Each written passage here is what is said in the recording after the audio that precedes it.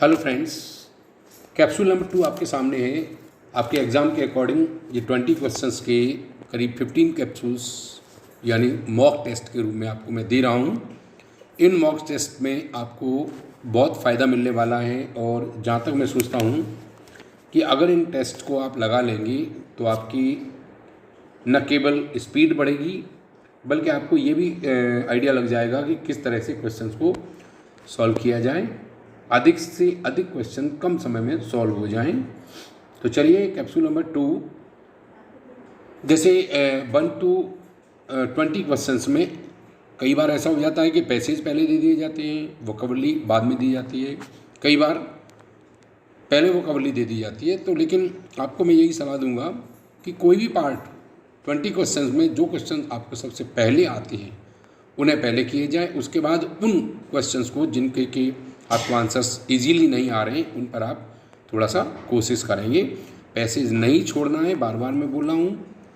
अपनी speed, accuracy और maximum attempt of questions ध्यान रखना है, ठीक है ना। चलिए, पहला क्वेश्चन है जो एंटोनिम्स पे बेस्ड है। पहले 2 क्वेश्चंस दिए हुए हैं जिनमें पहला वर्ड है चीप। चीप माने होता है सस्ता, और चीप माने सस्ता यानी हम कह सकते हैं अयोग्य। तो इसका जो अपोजिट है वो वर्दी यानी योग्य बन जाएगा।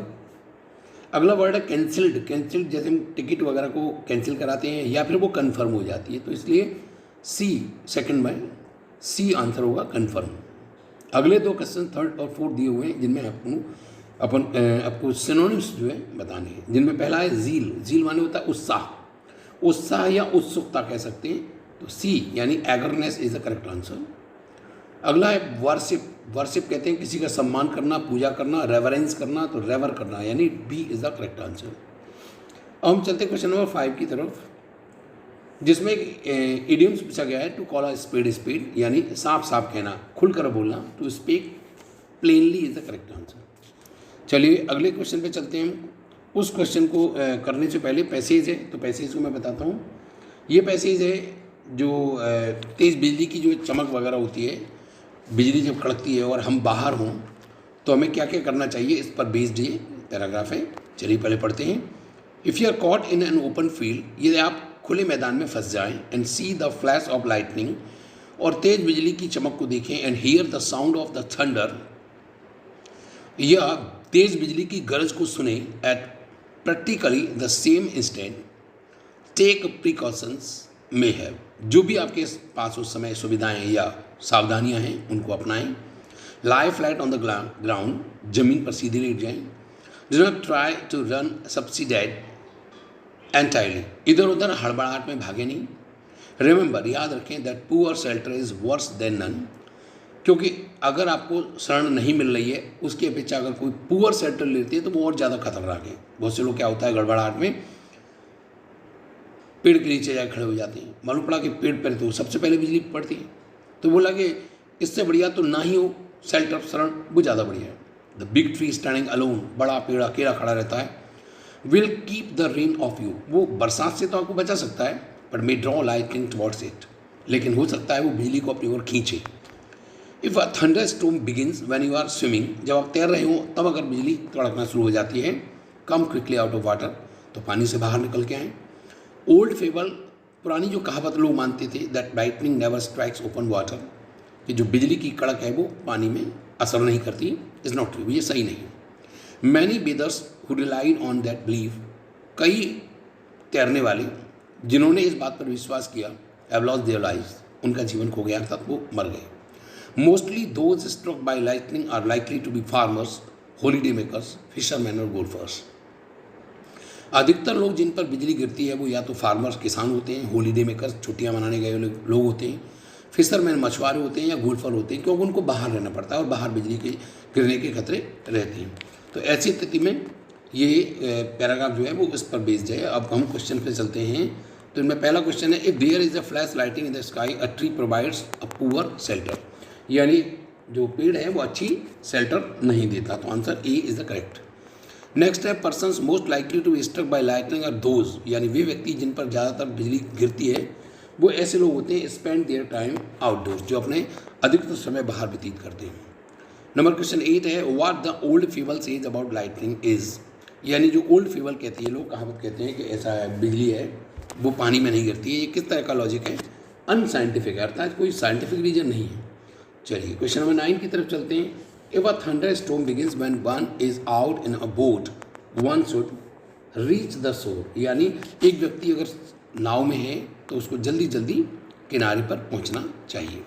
चलिए क्वेश्चन नंबर 9 के बाद क्वेश्चन नंबर 10 की तरफ चलते हैं। और क्वेश्चन नंबर 10 में देखिए, while sitting in an open field, जब आप खुले मैदान में हो, if one hears the sound of thunder and sees the flash of lightning at the same instant one should immediately lie on the ground, यानी एक व्यक्ति अगर खुले मैदान में है और अगर वो साउंड को सुनता है तो जल्दी से वहीं के वहीं लेट जाए, अगर वो कहीं नहीं जा सकता है तो इसका आंसर है वो डी होगा। चलिए 11 नंबर क्वेश्चन है, विजार्ड, विजार्ड कहते हैं जादूगर, तो इसका फीमेल जो होगा वो जादूगरनी यानी विच होगा। अगला 12 नंबर क्वेश्चन है, मेयर, मेयर कहते हैं घोड़ी, जिसका मैस्कुलिन यानी मेल पूछा गया है, घोड़ा यानी horse is a answer. Plural form of rupee, rupee का प्लूरल फॉर्म है वो रुपीज़ होगा, यानी A is the correct answer. Number 14 देखिए, one who looks at the dark side of thing, एक व्यक्ति जो हमेशा हर चीज़ के बारे में नेगेटिव सोचता है, अर्थात निराशावादी होता है, उसे हम कहते हैं पैसिमिस्ट, और ऑप्टिमिस्ट होता है वो आशावादी होता है। क्वेश्चन नंबर 15 में fill in the blanks with appropriate verb भरवाई गई है, जिनमें देखिए all that shines is not gold, हर चमकने वाली चीज़ सोना नहीं होती, ऑल दैट ग्लिटर्स भी हो जाता है कई बार, तो all that shines is not gold. चलिए number 16, spot the misspelled word, people की स्पेलिंग सब जानते हैं, सही है।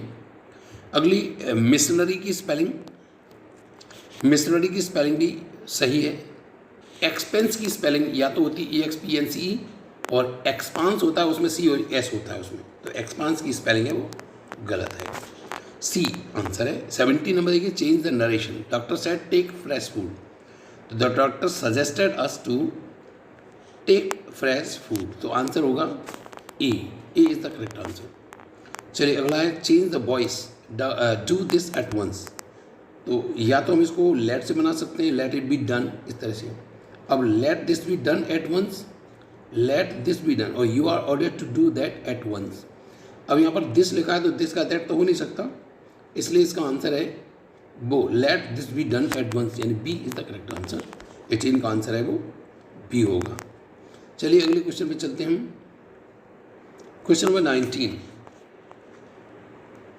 Use proper conjunction given under, she was such a weak girl, such के बाद एज भी आ जाता है और दैट भी आ जाता है, अगर परिणाम निकल रहा है तो दैट आता है और तुलना होती है तो एज।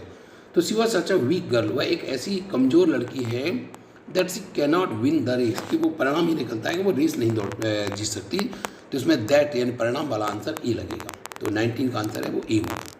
20 में देखिए, identify the type of noun in bold type of the given sentence, virtue, virtue एक एब्स्ट्रैक्ट नाउन है और एब्स्ट्रैक्ट नाउन है, सी इसका आंसर होगा, तो बी 20वां क्वेश्चन जो है इसका आंसर है वो सी होगा।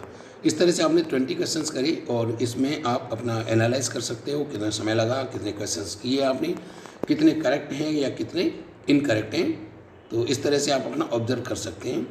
तो चलिए नेक्स्ट की तरफ चलते हैं, बेस्ट ऑफ लक।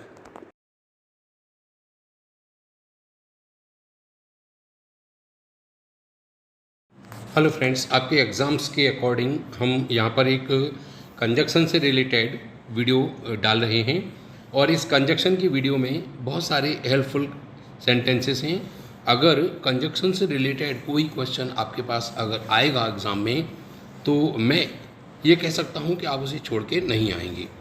निश्चित रूप से ये जो एक्सरसाइज है वो बहुत ज़्यादा हेल्पफुल है और कंजक्शन का एटलीस्ट एक क्वेश्चन आ जाता है। तो आपको इस एक्सरसाइज के माध्यम से, ये करीब 2 एक्सरसाइजेज मैं आपको करा रहा हूँ, 3 एक्सरसाइजेज हैं, तो इसमें करीब 100 क्वेश्चंस के आसपास आपको मिल जाएंगे। और इस कंजक्शन की एक्सरसाइज में देखिए बहुत जैसे रूल्स वगैरह हैं वो तो है ही, मैं वर्बली कुछ रूल्स बताता जाऊँगा जिसके बेस पर ये ऑप्शंस हैं वो भर पाएंगे आप। तो चलिए पहला एक्सरसाइज नंबर 1 है, fill in the blanks with suitable conjunctions given in the brackets.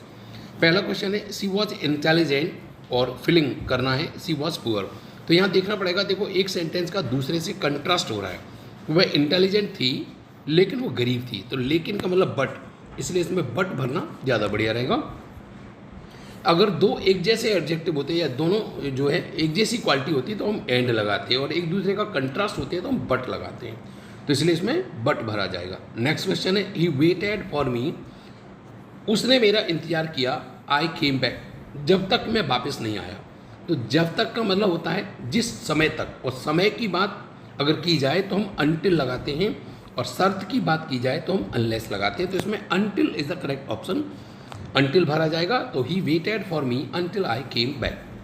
अगला क्वेश्चन है, the patient had died, the doctor केम। इसमें आपको वर्ब में रूल बताया था कि अगर सेंटेंस में बिफोर लगा हो तो हैड प्लस थर्ड फॉर्म आगे लग जाता है, और आफ्टर लगा हो तो बाद में। तो यहाँ गौर से देखें कि हैड प्लस थर्ड फॉर्म दिया हुआ है, तो इस कंडीशन में हैड प्लस थर्ड फॉर्म अगर ये दिया हुआ है यहाँ पर, तो इस बेस पर आपको बिफोर लगाना होगा। तो before is the correct answer. अगला देखिए, 5 years हैव पास्ड। इसमें भी जो रूल है वो ये है कि सिंस का प्रयोग जब होता है बीच में, तो सिंस के पहले वाला जो होता है वो बेस्ड टाइम होता है, और उसके बाद वाला जो पास्ट इंडेफिनिट होता है इसमें लेफ्ट लगा हुआ है, तो इसलिए इसका आंसर है वो since is the correct answer. Since भरा जाएगा इसके अंदर। नीदर, तो सबको पता है नीदर द फादर नॉर, तो नीदर के बाद नॉर लगता है। बोथ जो है वो हमेशा एंड लेता है, बोथ के बाद कभी एज वेल एज नहीं आता, तो एंड भरा जाएगा। नंबर 7 में आल्दो और दो, आल्दो और दो के बाद हम यट लगा सकते हैं, कॉमा लगा सकते हैं, परंतु बट कभी नहीं, तो इसका आंसर है वो यट भरा जाएगा। नेक्स्ट क्वेश्चन है, मेक हेस्ट, यानी जल्दी करो, अन्यथा you will miss the bus. Make haste otherwise you will miss the bat. एक काम के न करने पर दूसरा काम अगर फेल हो जाता है तो हम उसके लिए अदरवाइज का प्रयोग करते हैं, तो otherwise is the correct answer. चलिए अगला क्वेश्चन है, आई वॉन्ट टू नो, मैं जानना चाहता हूँ, has called out my name, किसने मेरा नाम पुकारा। अगर यहाँ वर्ब दी हुई है तो हम हुम नहीं लगा सकते, निश्चित रूप से हमें हु सब्जेक्ट लगाना होगा, तो who is the correct answer. Number 10 question में देखेंगे, it is costly yet, yet लिखा हुआ है, तो अभी थोड़े ऊपर भी मैंने आपको बताया था क्वेश्चन नंबर आपका 7 में, तो अगर यहाँ येट लिखा हुआ है तो हमें क्या लगाना होगा, आल्दो, तो Aldous is the correct answer. Number 11 में आइए, 11 नंबर क्वेश्चन जो है वो आपका hardly had we reach the college. देखिए, hardly had we reach the college, तो हार्डली, बेयरली और स्कर्सली, इन तीनों शब्द के बाद हम वैन का प्रयोग करते हैं। हार्डली, स्कर्सली और बेयरली, इन तीनों के बाद हम वैन या बिफोर का यूज होता है, तो when is the correct answer.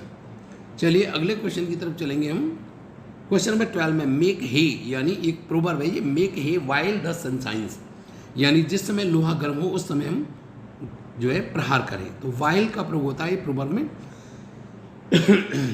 C is not only, not only हमेशा क्या लेता है, बट ऑल्सो, तो बट ऑल्सो यानी सेकंड वाला बट ऑल्सो भरा जाएगा, एंड ऑल्सो होता भी नहीं।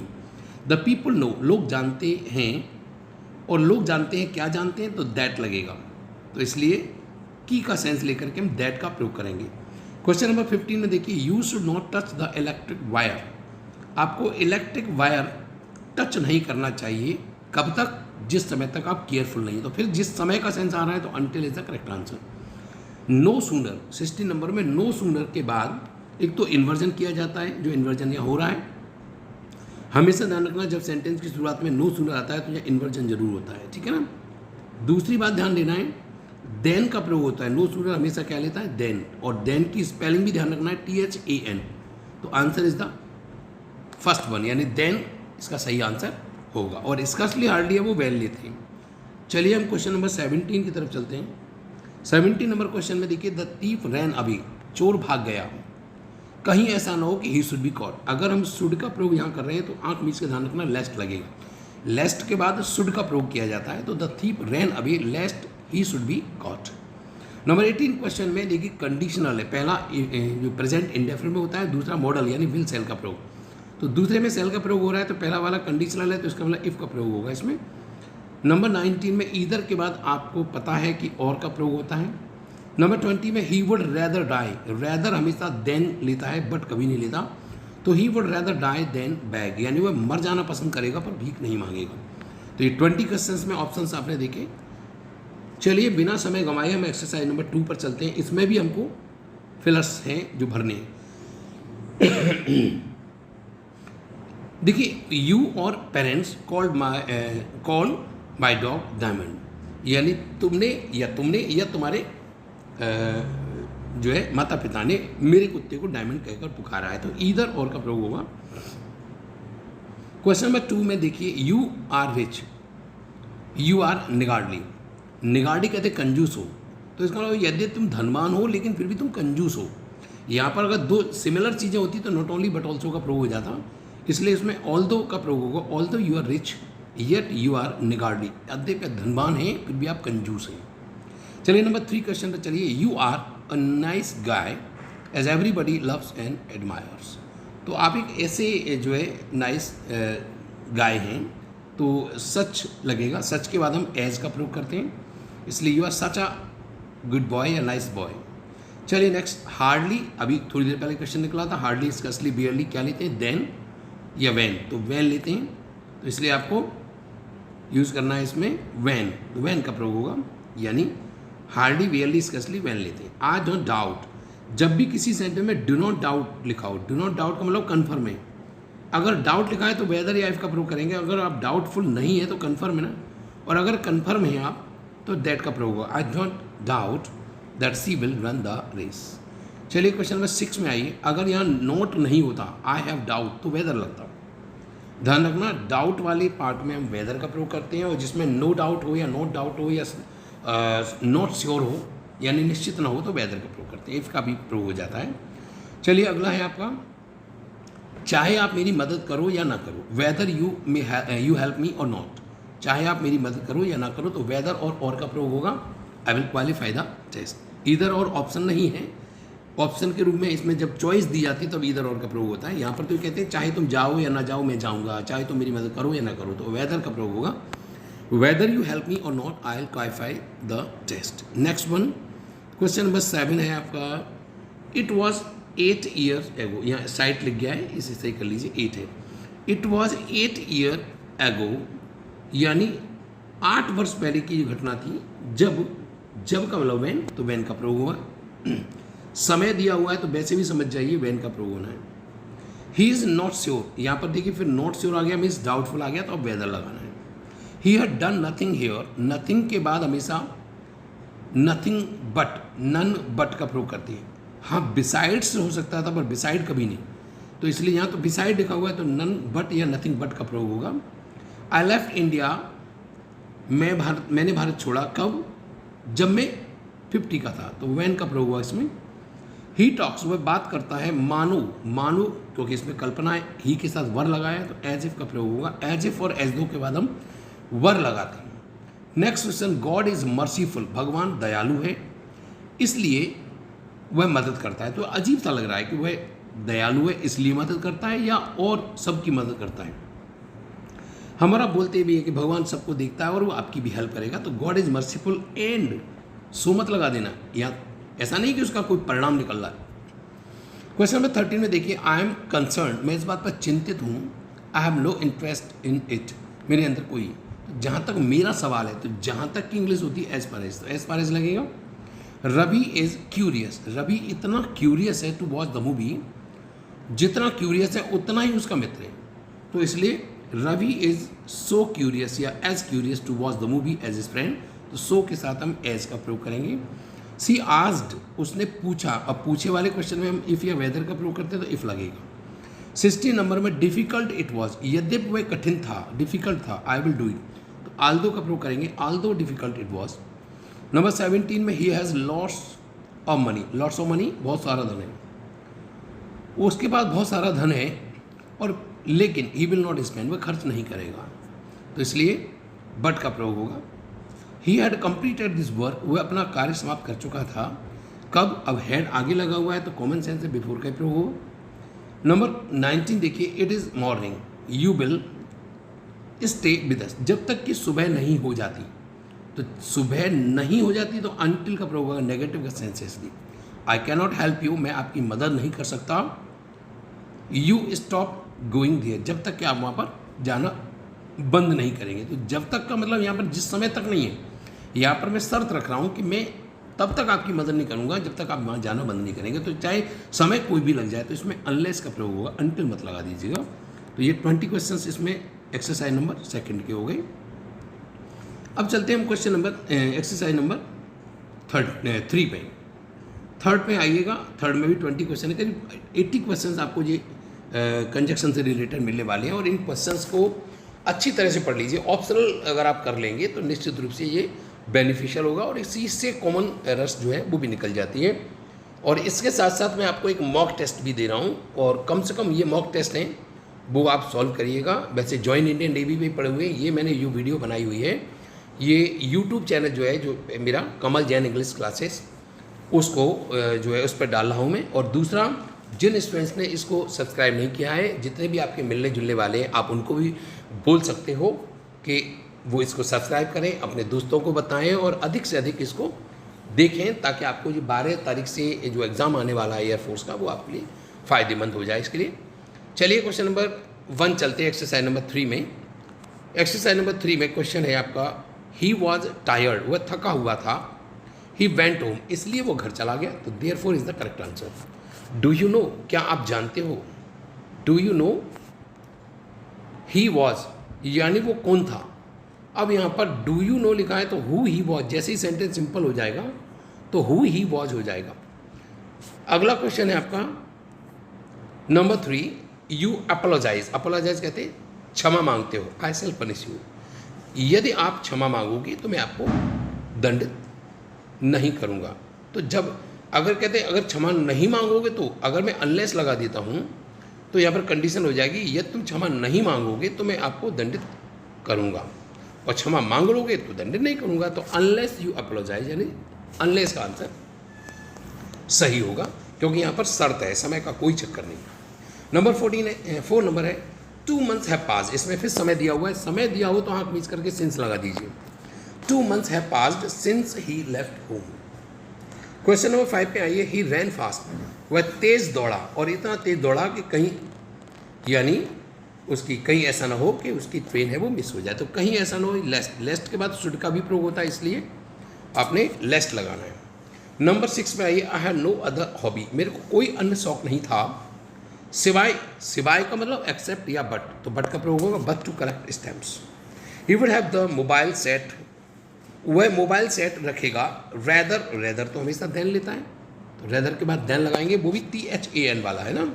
नो सूनर भी आपको पता है कि देन ही लेता है, तो नो सूनर में भी आपको देन लगाना है। स्कार्सली हार्डली मैंने आपको बताया था वैन लेता है तो वैन लगाएंगे आप। आई हैव नीदर, नीदर तो आपको नॉर लेता है ये भी पता है तो नॉर लगाना है। ही डजेंट बाय न्यूज़पेपर, वह न्यूज़पेपर नहीं खरीदता और ना ही इच्छा रखता है, तो ना ही के लिए अपन को नॉर का प्रयोग करना होता है। जब किसी बात पे एम्फेसाइज किया जाता है तो एक तो नॉर लगाना होता है और इसके साथ साथ इन्वर्जन भी करना पड़ता है, तो इसलिए आपको नॉर का प्रयोग करना होगा। अगला क्वेश्चन पे चलते हैं हम, number 12, he visited not only daddy, not only के बाद तो आपने बट ऑल्सो ही लगाना है। My daughter won both, both के बाद एज वेल एज नहीं बल्कि एंड आता है तो एंड आंसर होगा। Either my brother was there, और ईदर के बाद हम और ही लगाते हैं तो और भरा जाएगा। अगला है वहाँ जहाँ चाह है वहाँ राह है, ये एक प्रोवर्ब है, वहाँ जहाँ देयर लगाए तो where, where there is will there is a way, वहाँ जहाँ चाह है वहाँ राह। 60 नंबर है, मैन प्रपोजेज वाइल, वाइल या एंड लगा सकते, and god disposes, man proposes and god disposes. अगला क्वेश्चन है 2, he appealed in the court, यद्यपि उसने कोर्ट में अपील की फिर भी, तो आल्दो और दो के बाद हम येट का प्रयोग करते हैं तो येट लगेगा। Time and tide waits for none, ये भी एक प्रोवर्ब है, समय और तूफान किसी का इंतजार नहीं करते, वक्त किसी का इंतजार नहीं करता, तो time and tide. Give me something to drink, मुझे कुछ पीने के लिए दिया जाए, अन्यथा I shall die of thirst, अन्यथा अदरवाइज का प्रयोग होगा। ही स्लो, वह धीमा जरूर है लेकिन, तो लेकिन का मतलब बट का प्रयोग होगा। तो 20 क्वेश्चंस में ये आपने देखा बहुत सारे ऐसे क्वेश्चंस, अगर इससे रिलेटेड एक भी क्वेश्चन आपका आ गया तो बहुत बेड़ा पार हो जाएगा और मज़ा आ जाएगा। चलिए नंबर क्वेश्चन 4 पे चलिए, एक्सरसाइज 4 में क्वेश्चन नंबर 1 है, दिस इज द मैन, ये वही व्यक्ति है जिसे, अब जब सेंटेंस की शुरुआत दिस से होती है तो हम ध्यान रखना हुम और दैट इन दोनों में कौन सा लगाएं, तो दिस इज द मैन। अब ऑब्जेक्टिव केस आया तो दैट नहीं लगा सकते, अगर यहाँ नॉमिनेटिव केस आया होता, हु आया होता तो हम दैट लगाते, तो इसलिए हुम लगाना पड़ेगा इसमें। दिस इज द मैन हुम यू वर चीटेड। अगर यहाँ पर ऐसा होता जिसने तुम्हें धोखा दिया, तो फिर आपको दैट चीटेड यू ऐसे बन जाता। तो whom you were cheated relative pronoun का यूज है। अगला there was nobody. Nobody के बाद हमेशा बट लगाते हैं, और no buddy but बैप्ट।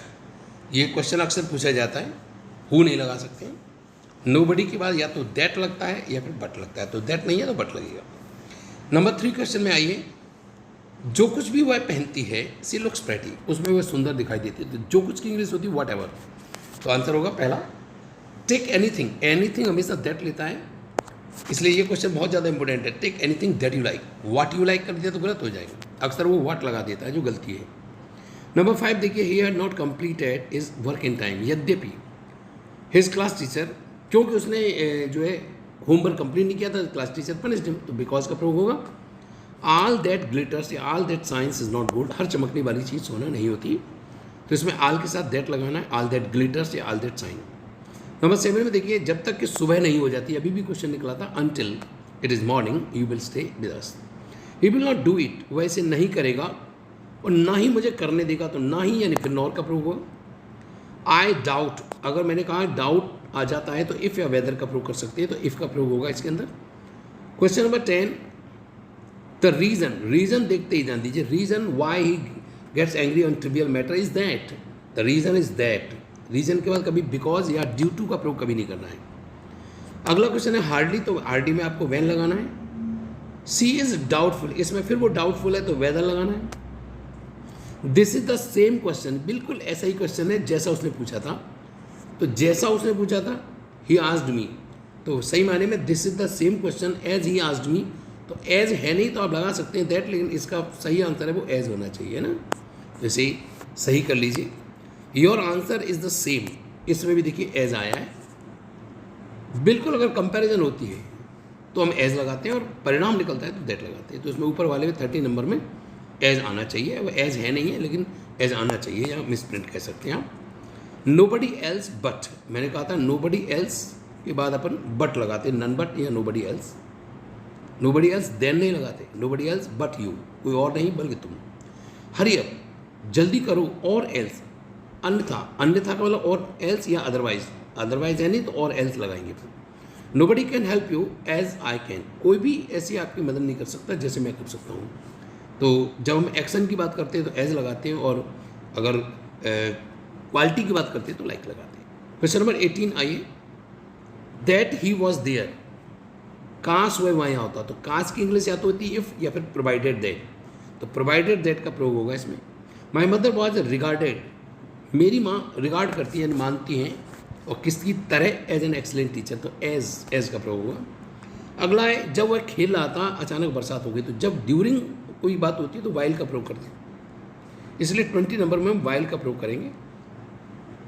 Question number 21, it is 5 years, it is 5 years, समय देते ही समझ जाइए सिंस का प्रयोग होगा। We shall be available there between, between के बाद हमेशा एंड लगाते हैं, बिटवीन 5 o'clock एंड 7 o'clock। अगर यहाँ पर बिटवीन की जगह फ्रॉम होता तो आप लगा देते 2, तो इसलिए आंसर इसमें यानी एंड लगेगा। तो इस तरह से आपने करीब 82 क्वेश्चंस आपने सॉल्व किए हैं जो बेस्ड ऑन कंजक्शन थे।